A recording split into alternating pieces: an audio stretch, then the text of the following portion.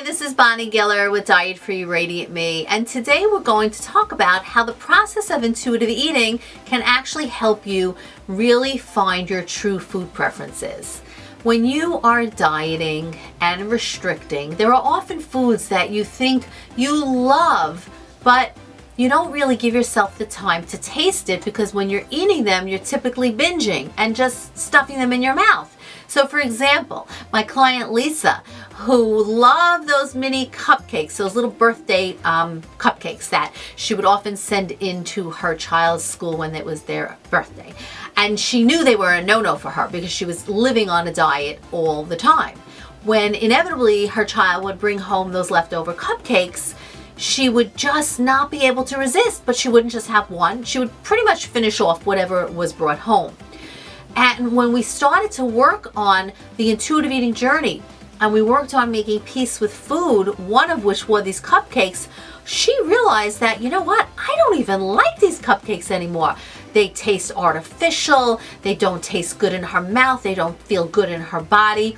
And she just stopped eating them, not because she thought she should, but because she really realized that she finally took the time to mindfully taste it and she didn't like them.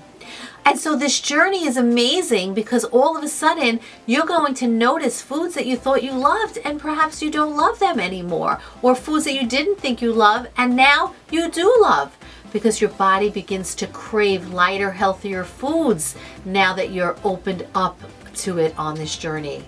So I want to encourage you, actually with another client story as well. One of my clients I'm working with now for quite a while, and she just posted today on Facebook that she's starting to realize she doesn't have the desire for meat anymore. And it's not that she wants to become a vegetarian, but she's just not having the taste. She doesn't have the preference for it. And she realized that, you know what, it doesn't feel so good in her body. She's now tuned in and very, very mindful of it. And she's looking for alternate protein sources. Once again, not because she thinks she should, but because this is what her body is telling her and she's honoring it. It's the most amazing process when it happens naturally and organically than when you're forcing it through a diet. So I encourage you, if you haven't yet begun your intuitive eating journey, let's get started.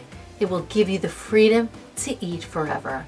If you have any questions, please note them below and come on over to Diet Free Radiant Me for more information on intuitive eating. Thanks, and I'll talk to you real soon.